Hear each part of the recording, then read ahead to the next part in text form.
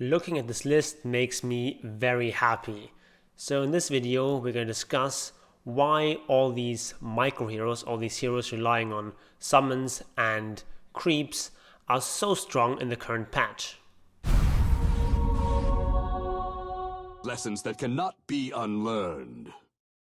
Welcome to the Judge of Obelisk. My name is Jon. So we're looking at Dota 2 Pro Tracker here, which is an excellent site for finding pro level replays. And they also have a statistic of heroes in very high level pubs.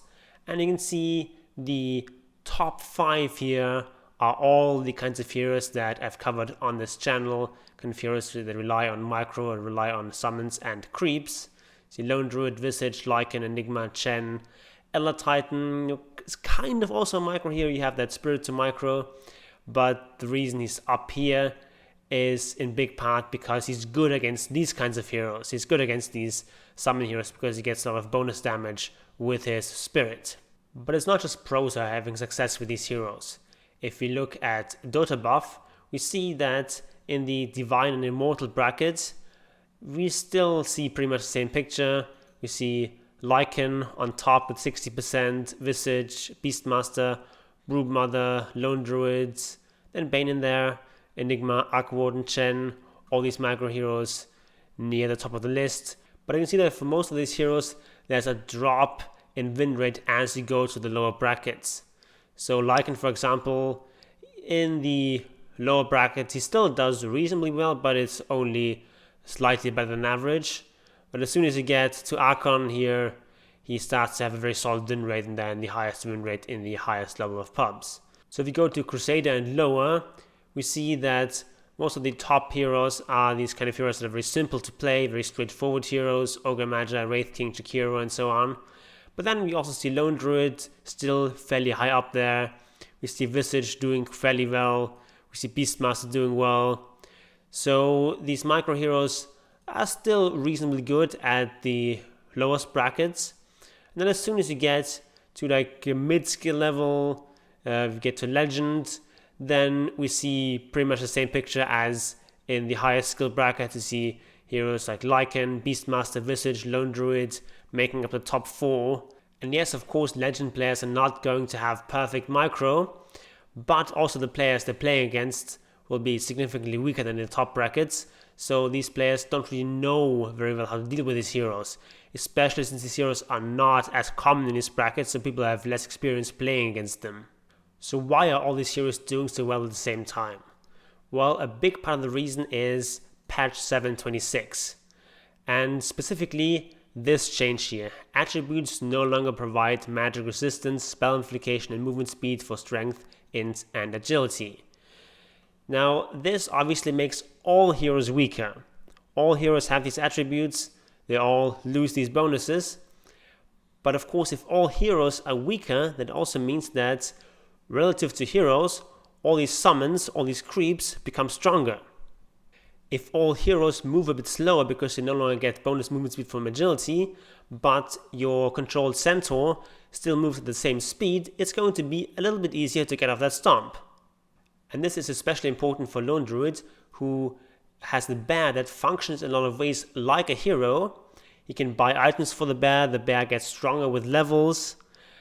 But one important difference is that the bear does not get bonuses from attributes.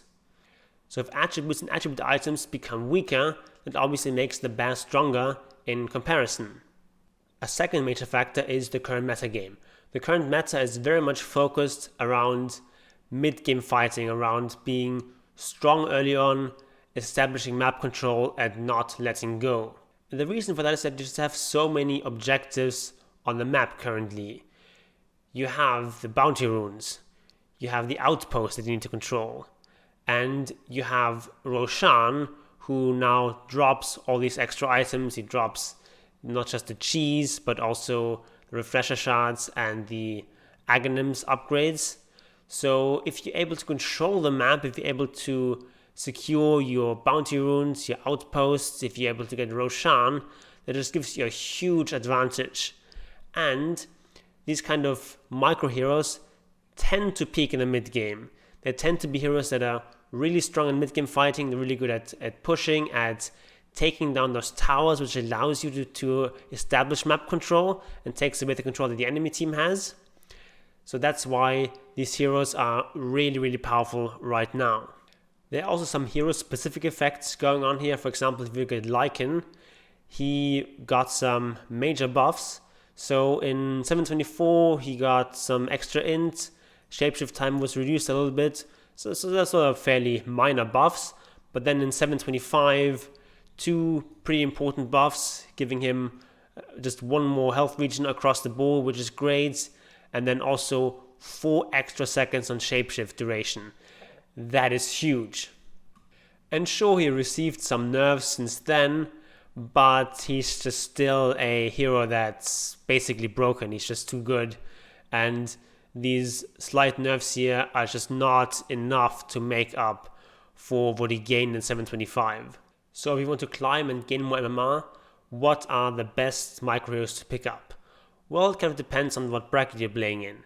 If you're in these lower brackets, probably you should stay away from heroes like Chen or Lycan that are very much focused on taking objectives, because in these lower brackets, most players just are not good at grouping up and taking objectives. People play very slowly in these brackets. So heroes that focus around pushing are not as strong. Whereas Lone Druid is a hero that scales reasonably well into the late game.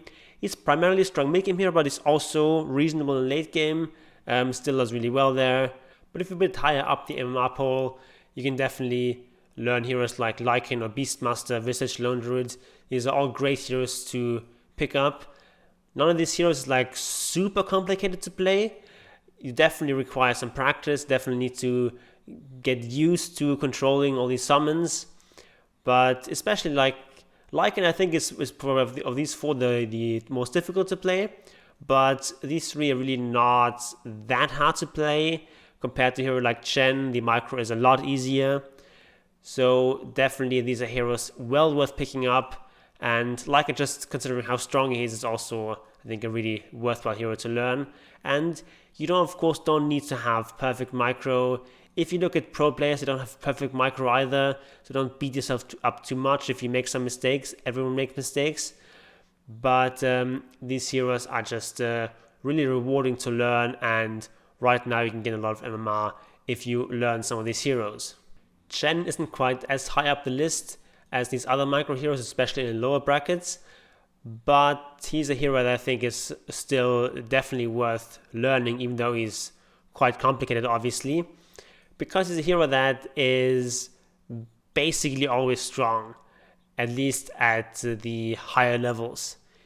This hero has basically never been out of the meta for like 2 or 3 years, so you can never really go wrong learning Chen, even though it is definitely a significant time investment. But a hero like Lycan might well just get nerfed a lot, and then he's no longer going to be a very strong hero. Definitely there's a hero that has gone through phases where he's been kind of weak, but a hero like Chen is like almost always strong. But my top recommendations for learning right now are going to be Visage, Beastmaster, and Lone Druid. These 3 heroes have really high win rates, and they're not terribly complicated to play. So if you want to learn these heroes, I have several videos on each of them on my channel, and in particular I recommend my very comprehensive Visage guides, where I take an hour to explain everything I know about Visage. But you can also watch these Beastmaster and Lone Druid games, and Obelisk Willing, I'll see you there.